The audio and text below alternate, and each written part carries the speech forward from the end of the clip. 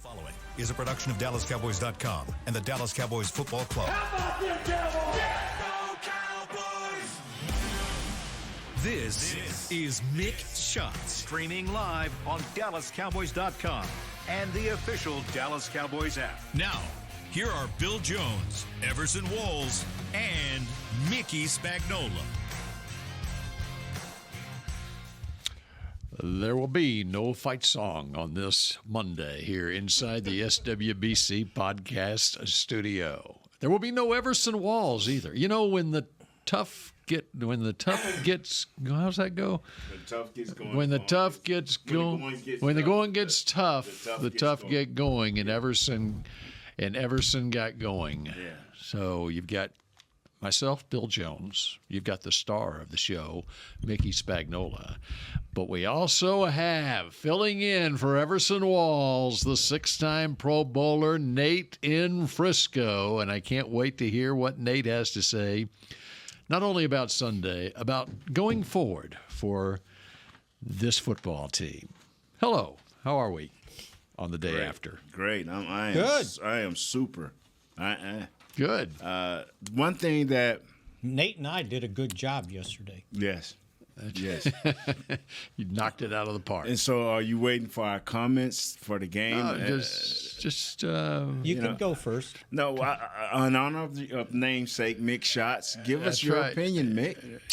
Well, as I am. Did the sun come up today, Mickey? Oh, it did. Okay. Bright and early, too, by the way. As I wrote in my column that's going to get posted in a bit, at so about this is a sneak preview. 2:30, 2:45 on Friday, when I discovered that Eric Kendricks was not going to play, when I discovered that Deron Bland and Kalen Carson, although listed questionable, they don't have a designation as highly questionable and were not going to play, I decided I didn't like my pick. I wanted to take it back. And the fact that if the Cowboys didn't score 40-something, they probably weren't going to have a chance to win this game. And as it turned out, they didn't even score 10. And they didn't have a chance to win this game after they failed miserably on their first two drives all the way down the field into the red zone once again. That is now the twilight zone because they can't score touchdowns. And once that took place... Well, the other thing is you're not scoring touchdowns, but there are a number of occasions where they're not getting field goals points either. Right. They're turning it over. And that's when this whole thing turned into an onslaught. And here we are, 3-3 at the bye. And the only good thing I can say about the outcome of that game is it only counts one loss. And they're still 3-3, one game out of first place. Wow. How about that? That was nice. He just spoke his column right there. Did you have a thought about this game, Bill? It was very similar. I was not saying 40 points, but I said in order with the absentees on defense, starting with the defensive ends and Kendricks and Bland, they were going to have to score at least 30 points to win this game. I exaggerated 40, but 30's, yeah. And then you look at the other side, and I don't know. Now, they've had a couple of injuries that have a couple of guys on injured reserve from earlier in the year. But if you look at the Lions injury report, they were fully healthy for this game. Got their Pro Bowl center back, Frank Ragnow, in time for this game. They were coming off a bye week, playing very well with all their weapons and so forth. And so it was a mismatch on paper. And I thought Mike McCarthy, after the game, said, well, yeah, where the Lions are right now, or we are right now, they're a better football team right now. And he added that we needed to score points. Right. And he also added that takeaways and not getting takeaways really hurts at this point. Just 16 first downs, 2 by rushing, 10 by passing, 4 by penalties, 3 for 13 on third down. That's 251 yards of net yards. Fellas, this is the telling tale for the Dallas Cowboys. On offense, all plays, running and passing, we were 3.9 per attempt of anything. And they were twice as much. And they were 7.5. The thing that I preached and preached and preached is that in order to be competitive in this league, you have to have a unit on your team that can dominate or possibly dictate the outcome of a game. And the only two units that give you this opportunity to do that is your offensive line or your defensive line. Fellas, that is nowhere near in sight. We don't have a dominant defensive line, and we definitely don't have a dominant offensive line. So what we have seen is more to come. Until we fix these problems and become at least adequate.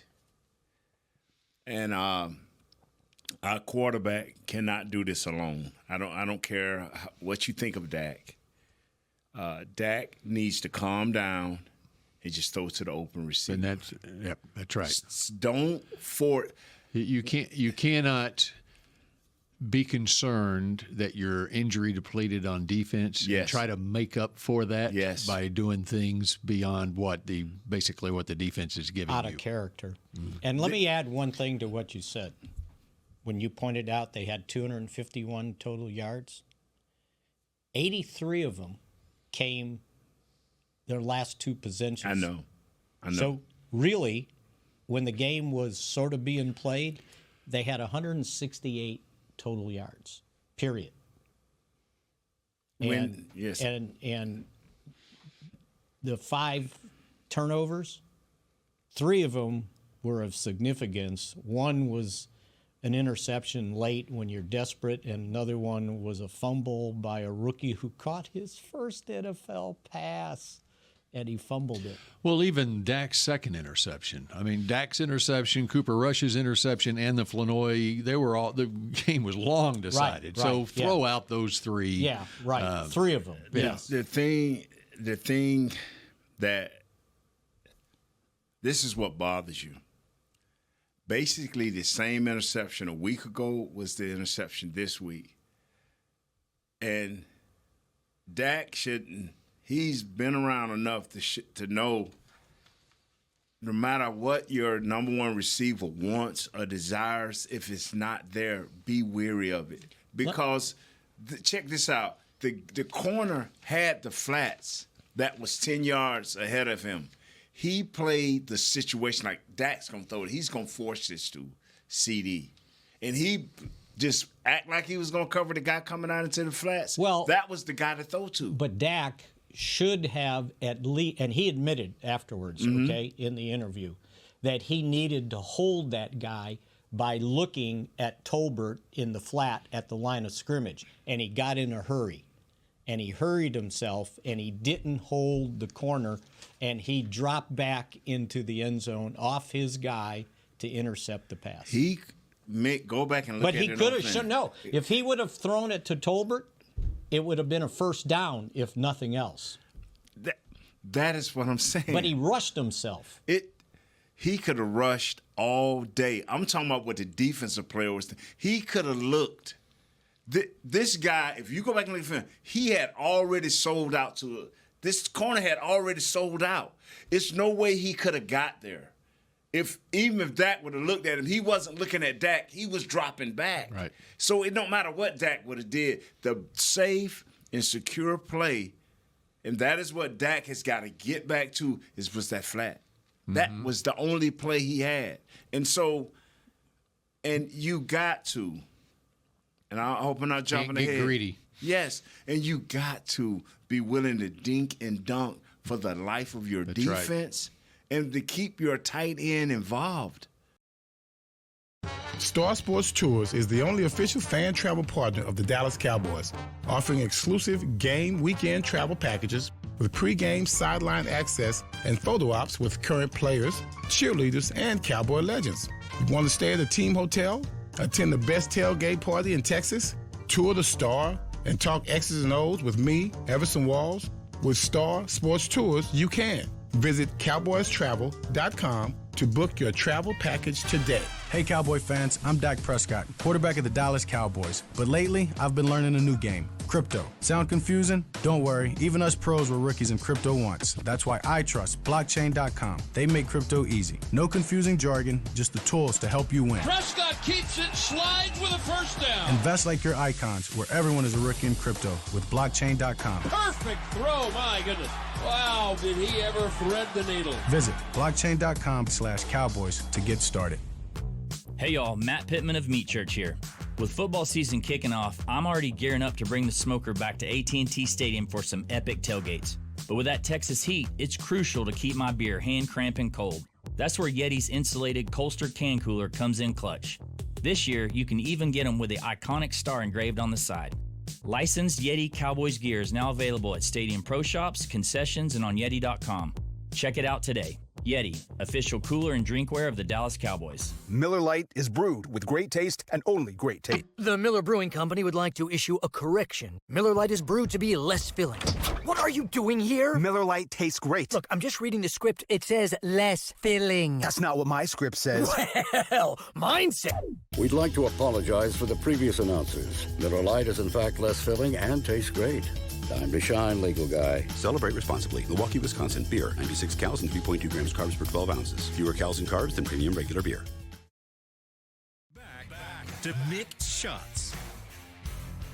The Cowboys take on the 49ers in Santa Clara on Sunday, October 27th. So we're hosting another free watch party presented by 7-Eleven. Join us at Miller Lighthouse at AT&T Stadium to watch the game with Cowboys Nation. Cue Thunderstruck because the Dallas cheerleaders are performing and Rowdy will be there too. Watch the game, grab a Slurpee, and cheer loud. Get your free tickets at dallascowboys.com/watch party. All right, and we are back here on Mick Shots. You may not have noticed it, but Mickey threw an interception in the red zone moments ago, and so now we're back on track. It was almost a pick six. I got in a hurry. Yes, you did. That's right. Got to take what the defense gives you. That's right. Okay. Don't get greedy. All right. Where to start here? Where would you like to start? So has Coach McCarthy had anything to say? Mr. 2:30 press conference. 2:30 press conference today. They changed the schedule where he's moved up a 2:30 press conference today. How about Because the players, I think, are off today. He was rather frustrated, humbled. Mr. Jones on his 82nd birthday. There was not much to celebrate. That was immediately after the game. And then I wasn't there, but I heard that he got a little bit testy when they kept badgering him with whose job was going to be lost during the bye. And at one point, he says, "What do you think? I'm an idiot?" We used that last night. You did? Yes. All right. Well, then you may know better than me. I didn't hear the context of it. Right.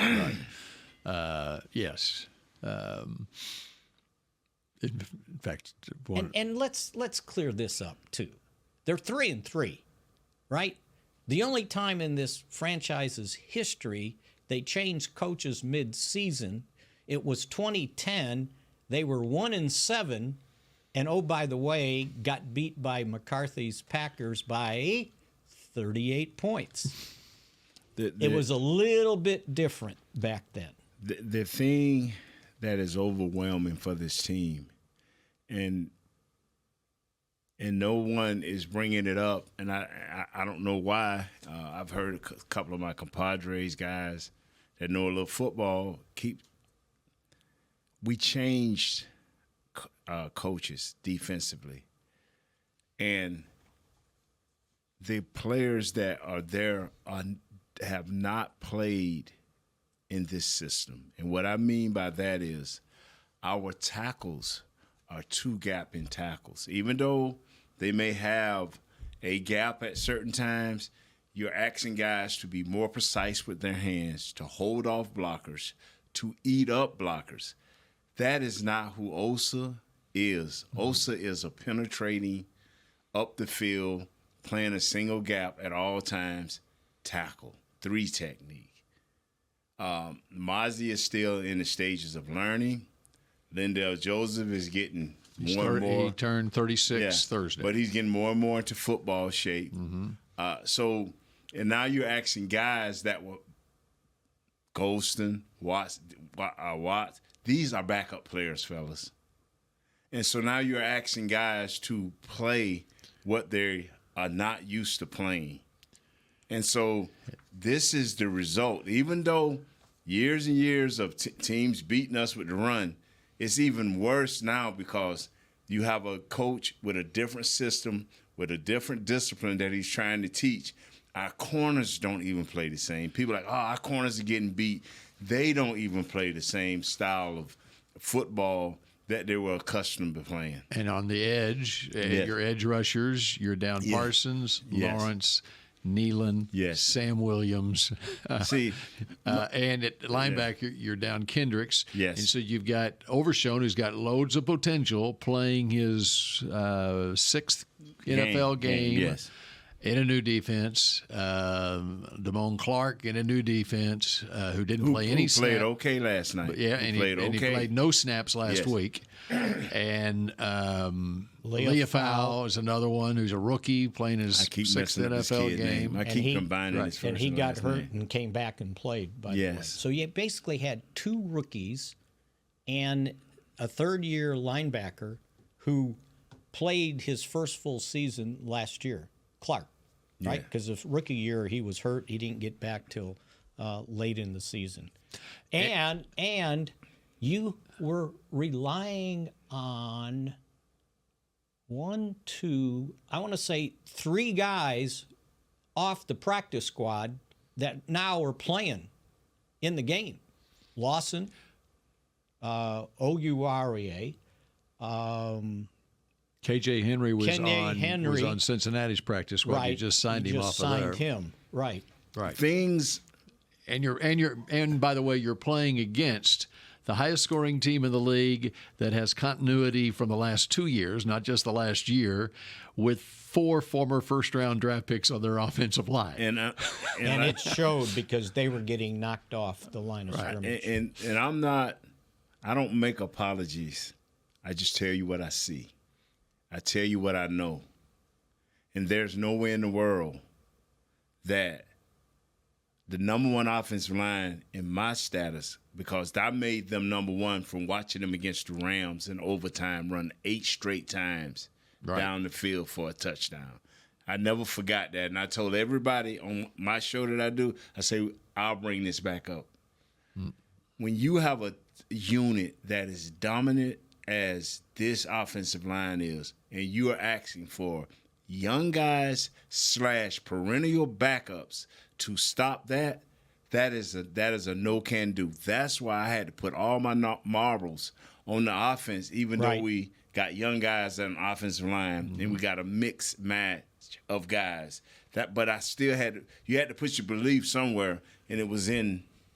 See, Mickey's been saying it. I've been saying it. You've been going along with it. Yesterday, you could have kicked 35 71-yard field goals, and you wasn't going to win this game. I'm sorry. Yeah. And that's exactly. The Lions scored on 9 straight possessions. 5 touchdowns. 5 touchdowns, 4 field goals, 9 straight possessions. 9 straight, and didn't stop them until they punt. Put the backup quarterback and running backs in. And they stopped him with 450-something left. 1 punt? No punts? No punts. No punts, I don't believe. They that's where the Lions are. The attrition has not hit that team yet. No. It will hit that team. It started hitting it in the third quarter when they lost their best defensive player, and it's just the nature of the game. It's what do you have to fill in, and that's where the Cowboys are right now. because of the salary cap situation, where they weren't able to do what they normally do in the offseason, even as far as filling in some of the blanks. They're having to go with the younger players, and so that's why they are where they are right now. The hope is that as they fight through this, get some players back healthy, that by the second half of the season, they will be able to start an improvement. Be competitive. Right. The Lions came in averaging 151 yards rushing a game. They went for 184. They came in averaging 3 yards less than 400 yards a game, and they had 464, was it? 492. 492. Yeah. So they kind of did what they've been doing. And thank God they lined up wrong on some of them trick plays. You know what's so funny? If I heard Skipper report one more time eligible, that Jimmy used to do that. If we get a chance, we gonna rub it in, right? And he did it. It just wasn't successful once again. All of his extra guys just didn't work out. You know what? You asked what Jerry said, and one of the things Jerry said afterwards, he said, "I hated that they had fun at our expense." Yes, they did, and they had fun. And wow. And defensively, so once you get behind, like everybody talks about how, well, the Cowboys go against the grain, they don't defer, they take the ball. I'm going, hell yes, I want the ball. I don't want to be behind the first 7 minutes of the game because my defense can't stop anybody. I want the ball, and I want to score. What good is it going to do for you to take the ball first in the second half when you're down 27-3? Yeah. It's like, and so what happened was you got behind. At one point, it's 17-3, ready to be 20-3, whatever. And if you looked at what Detroit was doing with their defensive front, at times they had 6 guys on the line of scrimmage, and they're all coming because the Cowboys aren't going to run the ball, right? They got to throw. And the other times, Zeke. Poor Zeke. Yeah. Where are you going to run? No chance. And then they put 5 there, and they're sending everybody. Everybody's coming, and you can't block. The one time they sent 6, and Dak got sacked because the guy came clean right through the middle. Yep. Lipke, who's at fullback, he was supposed to pick he doubled the guy to the right, and the guy looped around. It was a game, and he didn't read the game. Right. Yeah. But and Tom Brady pointed it out he did? big time. Okay. Yes, he did. He pointed. He said, "These are the little things that you have to be aware of as a fellas." See, and he did what Dak did, Nate. He got in a hurry. It's like, okay, got to hurry up, get in there and block, and just hang in there. But once they got ahead, you were dead meat. Yeah. Yes, exactly. This is what I've been harping on I count right here 6, 7, 8, 9. Our quarterback has been getting brutalized, not with sacks, but just quarterback hit after hit after hit after hit. I can't imagine what's going through his mind. After almost every other throw, it's either a sack or a hit or a hurry. This is not fair. And I will keep saying this, and I will not back up off of it. Even when you're running into a brick wall, you have to continue to run the ball. 2 things you are doing right now as an offensive coordinator, and what people don't understand is, you're demoralizing your offensive line, and you're beating your quarterback up. And I'm asking the question, is it worth it? You're losing the game. You're losing the game. You're down by more than 25 points. I would have said, you know what, y'all? Let's start working on next week or the week after. Let's run the ball. Let's get some continuity. Let's do some screens. Hey, Tom Brady talked about it. He said, what are they doing? Run screens. Do anything. Just don't let your quarterback just get continuously hit. Well, the one drive that they had that ended in the end zone interception, right, started at their own 30-yard line with 9 minutes to go in the first quarter. They did throw to CD and Tolbert to start the drive, okay? But then it was Zeke for 3. There was a penalty, a holding penalty. It was a sack by Hutchinson that got negated because of a defensive hold. But then it was Zeke for 2, Zeke for 2. You're not getting much. Yes. But you're showing it, okay? Yes. And then Turpin for 22 on a 3rd and 6 play. And then it was Zeke -1, Ferguson +7. There was a mix, though. Even though you're not getting a lot of yards running, there was a mix of run and pass on that drive, and you're able to matriculate your way down the field. And you get to the red zone, you're facing 3rd and 5 at the 6-yard line, and you throw for the end zone rather the flat to Tolbert and taking what the defense was giving you there. You know, and then, see, we were down by maybe 10 or 12, and we went for it, a 4th and whatever. Yeah. And it was towards the end of the half. And I said, I would punt it. And people say, why? I said, because that would give them an extra 30 yards or 40 yards. I said, but I'm not going to give them that ball right here. Mm-hmm. People say, well, you're trying to win the game. Yes, I am trying to win the game. But if you don't get this first down, you just beat your team again. Certain things. It was 20-3. Yes. And then in minutes, it was 27-3. And by the way, Mickey, I don't like that. Mickey, Mm-hmm. Put your referee cap on. Yes. Terry and Arnold, the mugging of Cavante Turpin. Oh, my God. Play. My God. I thought of Mickey immediately. Oh, my goodness. I'm Mickey's going to be all over this. And it's At 4th and 2 at the 38-yard line when they did go for it. Right. And, oh, my. He that was a tackled him. mugging. How do you not call that? But having said that, I agree with you. Punting the ball. I agree with you. Just punt it away. Punt the ball. The thing that I don't. However, with 2:39 left, the way that I'd rather for them to go to extra 30 yards. Make them go 68 or 78 yards rather than 38 yards. Oh, I could not believe. And the thing about it, we had our best penalty day. We didn't have a lot of penalties because they weren't going to call anything.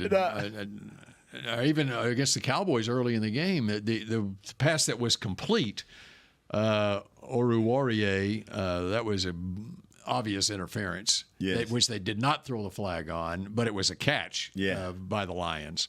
And I was like, okay, they're not going to call anything today. And they didn't. So the other part of that, they didn't call it on the Lions on the Turpin play, and they didn't call it on the Cowboys either on but the Lions completed their pass. I did write down, jumped on Turpin's back. Yeah, exactly.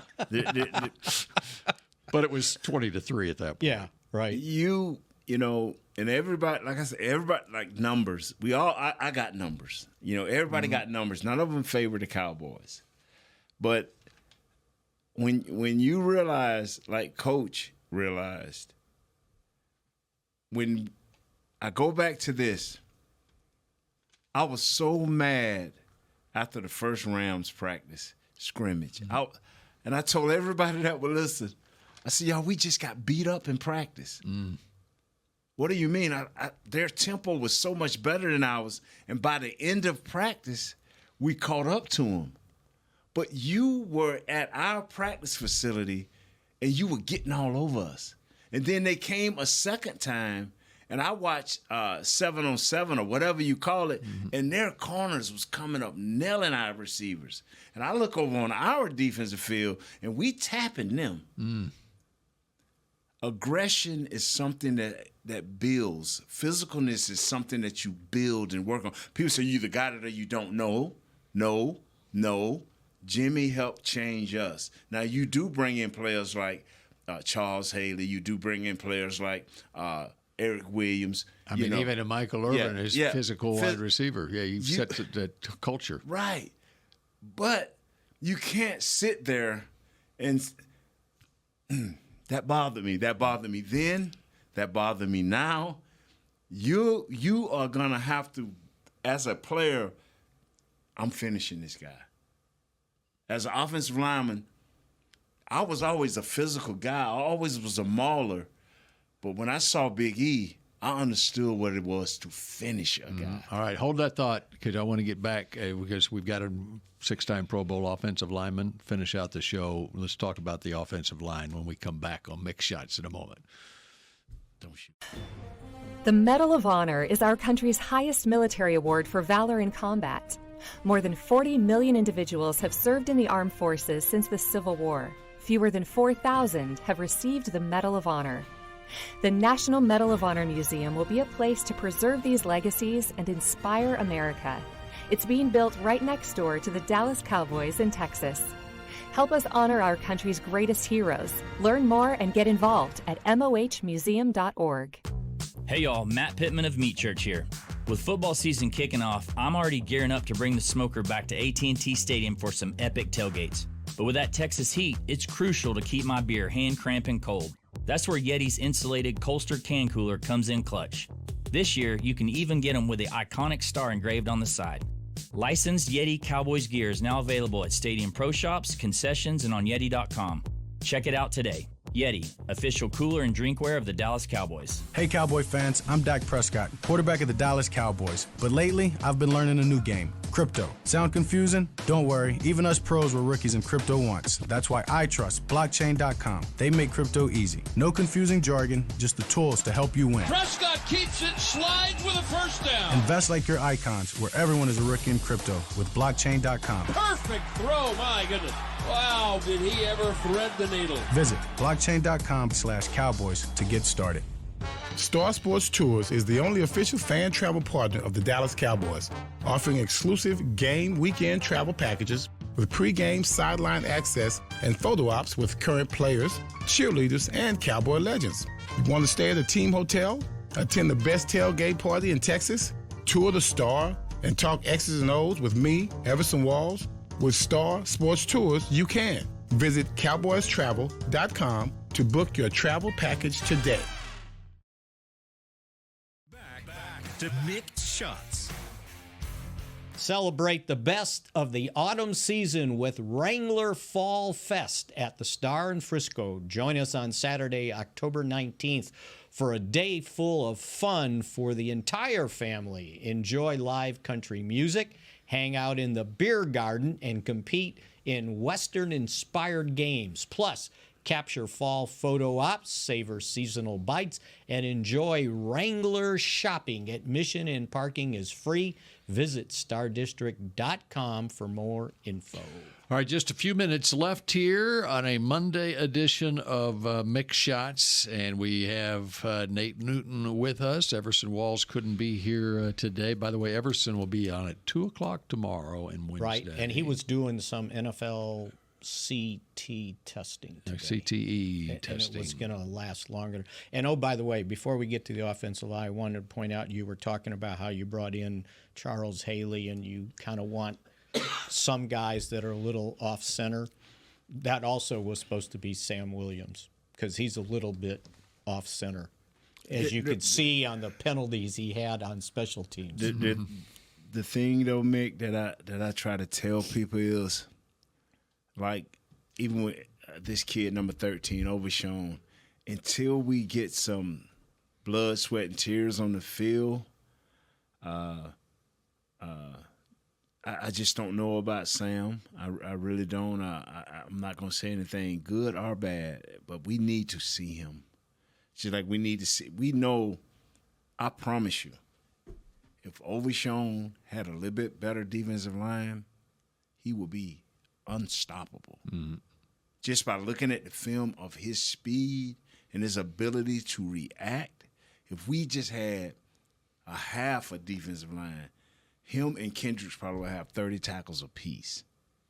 But due to the fact that they don't, Overshown just look like a guy now that's running behind guys going down the field. Well, he chased Laporta. Yeah, that's what I'm saying. And that's the sad part is here we have 2 or 3 good linebackers. Solid, like I've been watching plays. Number 18, Damone Clark. Man, this kid.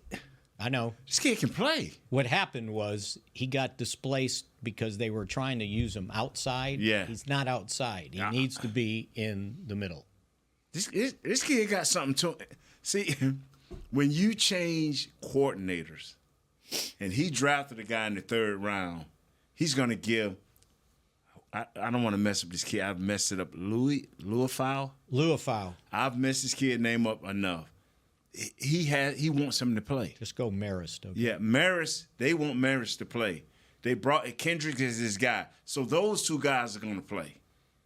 Now, 13, Overshawn forced his way in there. Like, Coach, you can't. I'm too good. You're not going to keep me off the field. Not just playing nickel. Yeah, so he forced his way onto the field. He's playing every snap now. Yeah, so that put number 18 out. And he made some plays yesterday when they were there for him to make. He ran that guy How down. about that one play? Was it the sideline one? Yeah. Yeah, he put that on your reel. I just hope that we knew this, but now number 7. He could have had no gain or 2-yard gains, and they turned into 4 and 5. Number 7 got to give us a little better in the tackling. Just try. You know, I'm with you. You all-star. We've taken away your ability to jump routes because they're not playing the same.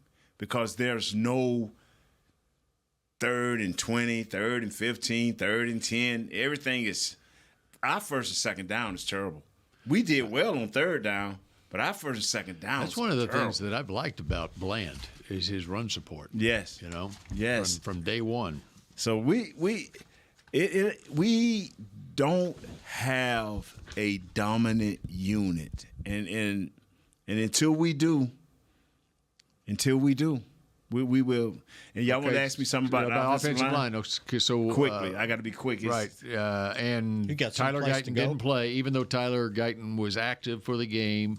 He didn't play. They went with Tyler Smith back at left tackle, T.J. Bassett left guard, and then after it became a blowout, of course, with Tyler Guyton nursing a knee injury, they didn't want to risk it, and so Awesome Richards finished the game at left tackle.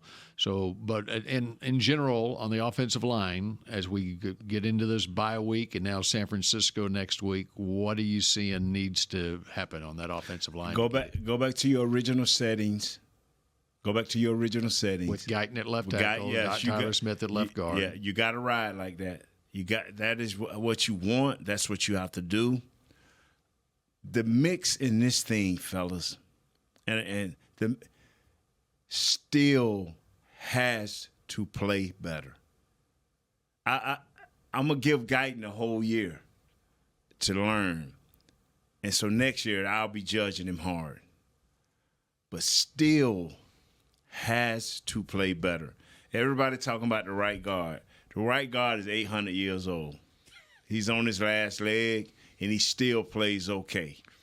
So the center is trying to hold his own. The left guard is who he is. If they leave him at one spot and let him get good and let him continue to marinate, the left tackle is learning. Your right tackle is in his 2nd year after a surgery. He has to hurry up. This bye week has to be big for Steele to get his rest, to work on his technique, and to become that guy we saw 2 years ago. You know, he has to get better. So do you have to keep being stubborn by not helping those guys out? They've done it some. You can't help both guys. Right, I understand. You gotta pick a side, and we unfortunately the Cowboys have faced great pass rushers or teams that are able to rush the passer. Well, guess what's coming next?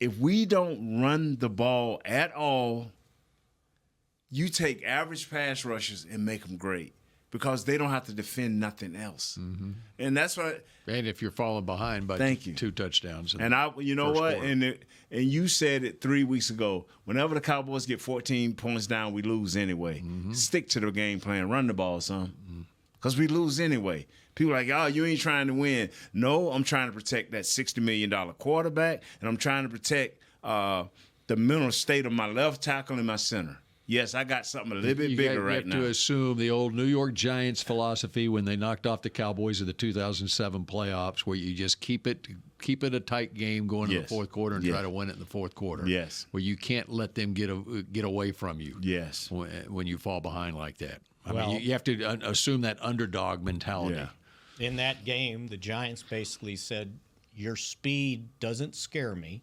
so you can run all you want. That's fine, but you're not going to beat me with Tony Romo throwing the ball downfield. Right. And they held down the front with 4 guys.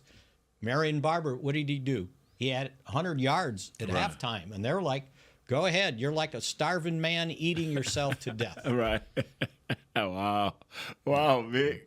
Am I right? Wow. I'm not starving, Mick. I'm good. I lost a little weight. All right, that does it. We're back at noon on Tuesday and Wednesday, right, Mickey? Right, and we've got a change in lineup to help us out. Kurt Daniels is with us, and Jess is with us. Okay. All right. So make it a good Monday, and we will see you again tomorrow at noon. Go Cowboys. Go Cowboys. I'm sorry. This has been a production of DallasCowboys.com and the Dallas Cowboys Football Club. How about this, Cowboys? Yeah!